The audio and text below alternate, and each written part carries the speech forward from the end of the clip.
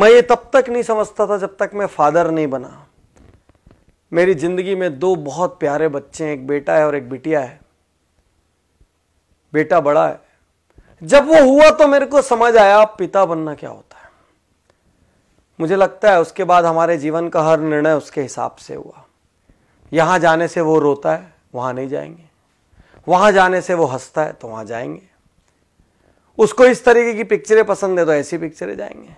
उसको मॉल में जाना पसंद है तो मॉल में जाएंगे। उसके लिए घोड़ा बनेंगे, वो पीठ पे घोड़ा बन के चढ़ेगा, हमारे कपड़ों पे सूसू करेगा, वो बोलेगा मैं ये खाऊंगा तो उसको खिलाएंगे। अपनी कोई जरूरत पूरी हो ना हो, अपनी इच्छाएं अधूरी रह जाए, लेकिन उसकी जो इच्छा हुई वो पूरी करेंगे। और मैं ही नहीं, मुझे लगता है दुनिया का हर माँ बाप अपनी सामर्थ्य में अपने बच्चे की हर इच्छा पूरी करता है।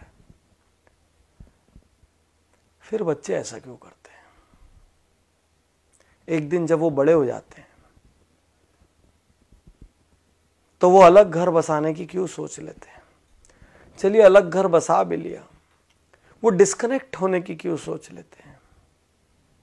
कोई पत्नी अपने पति के कहने पर, कोई पति अपनी पत्नी के कहने पर अपने माँ बाप को क्यों छोड़ देता है, जिसने पैदा किया, इतना बड़ा किया, एक एक दुख उठाया, हर सुख ही उनसे जुड़ा था। सच कहूं तो संतान होने के बाद माता पिता का जीवन ही नहीं रह जाता। संतान हंसता है तो वो हंसते हैं और संतान रोती है तो वो रोते हैं।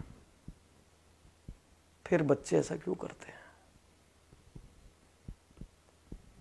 एक पिता रात को बिस्तर पर लेटे हुए थे।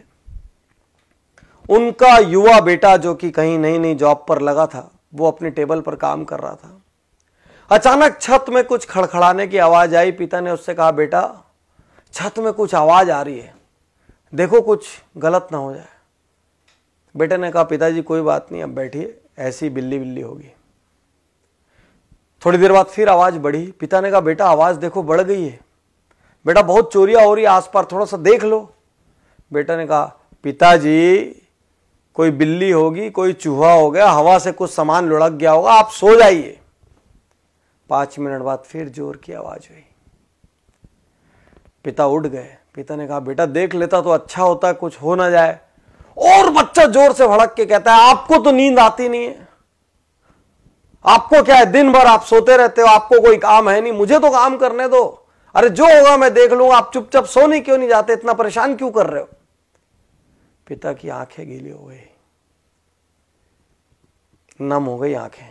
पिता चुप रहे और कुछ मिनट बाद वो कहते हैं बच्चे से, बेटा तूने बचपन में मुझसे 1000 प्रश्न किए, लाख प्रश्न किए। आसमान नीला क्यों होता है, बारिश कैसे होती है, सूरज कैसे उगता है, चंदा मामा में कौन रहता है, गाड़ी कैसे चलती है, पतंग कैसे उड़ती है। बेटा मैं तेरे हर प्रश्न का जवाब देता रहा। कभी नहीं जानता था तो झूठ मूठ का देता रहा, कभी कहीं से पूछ के देता रहा, कहीं से पता करके देता रहा। बेटा मैं तेरे पर कभी गुस्सा नहीं हुआ कि आसमान नीला क्यों होता है तो तेरे को क्या करना है उससे। बेटा मैंने कभी नहीं कहा, और आज तो मेरी छोटी सी बात से बुरा मान गया। यही तो सच्चाई है दुनिया की। एक संतान के लिए माता पिता अपना हर सुख दांव पे लगा देते हैं। वही संतान बाद में जेनरेशन गैप का नाम दे देती है। वही संतान बाद में कहती है हमारे विचार मेल नहीं खाते। विश्वासघात है ये, गलत है ये। जितना आपकी सामर्थ्य हो उतना आपको करना चाहिए। मैं ये नहीं कहता कि आप श्रवण कुमार बन जाए और कांधे पर उठाकर लेके जाएं, लेकिन जितनी आपकी सामर्थ्य हो उतना आपका दायित्व बनता है। और आपके माता पिता मॉडर्न नहीं है तो संकोच मत करिए। वो मॉडर्न इसलिए नहीं है क्योंकि वो उतने समृद्ध नहीं थे, उनके पास वो लग्जरीज नहीं थी, उनको इंग्लिश बोलना नहीं आता तो शर्म मत करिए, क्योंकि उस समय इंग्लिश मीडियम स्कूल नहीं थे, और थे भी तो उनकी क्षमता नहीं थी। क्षमता होती तो क्यों भला वो हल्के रहते। लेकिन आप ये तो सोचो कि उन्होंने आपके लिए क्या किया। उन्होंने ये तो किया कि आपको इतना सामर्थ्यवान बना दिया। अब आपका क्या दायित्व छोड़ के चले जाएं? अब आपका क्या दायित्व है बुढ़ापे में, जब उनको किसी के साथ की सबसे ज़्यादा ज़रूरत है? अरे किसी जॉब की वजह से, असाइनमेंट्स की वजह से पास ना रह पाए तो हर दिन एक फ़ोन तो कर सकते हैं, हर कुछ महीने में मिलने तो आ सकते हैं, सारी व्यवस्थाएं तो जुटा के दे सकते हैं कि किसी किस्म की कोई तकलीफ ना हो जाए। बागबान पिक्चर आपने देखी होगी, मुझे उसमें आज भी अमिताभ बच्चन का एक सीन याद आता है, जब चश्मा बनाने के लिए उनका बेटा कहता है अभी पैसे नहीं है, काम चला लो, और छोटा सा बच्चा पैसे ला के देता है कि पापा पहले, दादाजी पहले चश्मे बनवा लो। आपके पास अपनी लग्जरी के लिए पैसा है, अपनी गाड़ी बदलने के लिए पैसा है, अपना बंगला बदलने के लिए पैसा है, नया इंटीरियर कराने के लिए पैसा है, मॉल जाने के लिए पैसा है, लेकिन माँ बाप की सेवा करने के लिए ना तो आपके पास पैसा है, ना तो आपके पास वक्त है। सिर्फ एक प्रश्न है, यदि आपकी संतान ने ऐसा किया तो आप क्या करेंगे? यदि आपकी संतान ने ऐसा किया तो आप क्या करेंगे? आप बोलेंगे नहीं, मेरी संतान तो कर ही नहीं सकती। लेकिन आपके माँ बाप ने भी तो ये नहीं सोचा था ना कि आप ऐसा करेंगे, नहीं तो आपको दूध क्यों पिलाते, आपको बड़ा क्यों करते जब एक दिन विश्वासघात लेना था तो। आज आप जो कर रहे हैं ना, वो कल आपके साथ भी हो सकता है। सोचिए, गणेश जी ने माता पिता के 3 चक्कर लगा लिए थे और उसी से उनका दुनिया का सारा चक्कर हो गया था। माता पिता हैं, ये भी भाग्य की बात है। मैं ज़्यादा जानता हूँ, मेरे पिता का निधन जब मैं बहुत छोटा था तब हो गया था, और जब मैं सामर्थ्यवान हुआ तो मेरी माता का निधन हो गया। मैं सहानुभूति के लिए नहीं कह रहा हूँ, मैं दुर्भाग्यशाली मानता हूँ कि आज मैं जहाँ भी हूँ, जिस मुकाम पर भी हूँ, जितना सक्षम भी हूँ, मेरे घर में कोई बड़ा नहीं है वो बांटने के लिए, और वो कमी खलती है हर पल। आज आपके पास है तो ग्रांटेड मत लीजिए। आप किसी देश में जॉब कर रहे हो, किसी शहर में जॉब कर रहे हो, एक कॉल अपने माँ बाप को कर सकते हैं। 2 मिनट के लिए व्हाट्सएप कम कर दीजिए, उस दिन 5 मिनट के लिए फेसबुक मत देखिए, कर सकते हैं।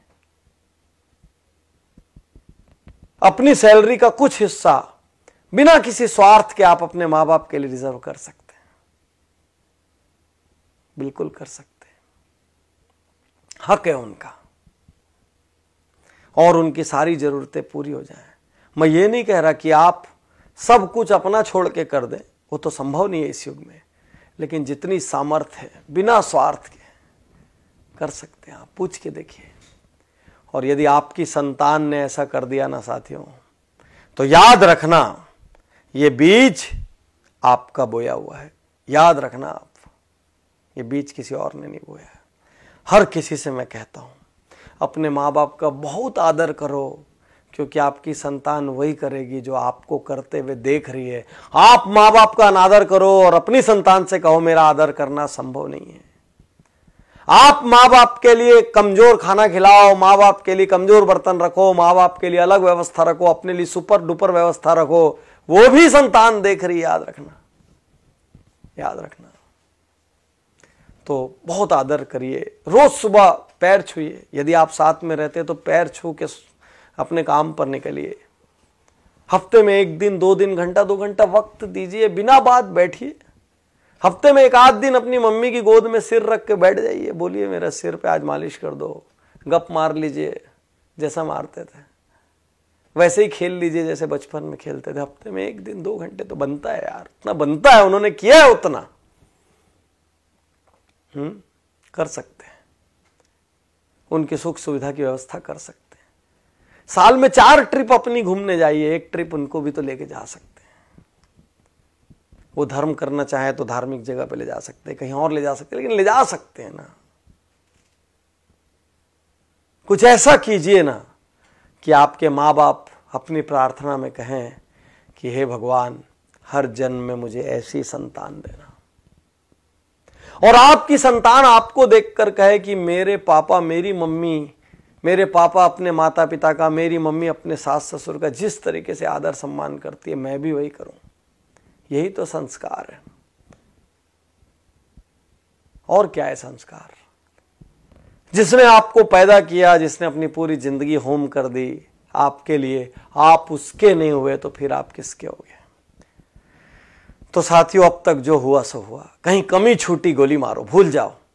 आज से शुरू कर सकते हैं। यदि अपना जीवन बनाना है तो अपने माता पिता से प्रेम करिए। यदि खुद आदर पाना है तो माता पिता का आदर करिए। मुझे विश्वास है आज इस वीडियो को देखकर लाखों करोड़ों लोग एक बार फिर अपने माता पिता के लिए वक्त निकालेंगे।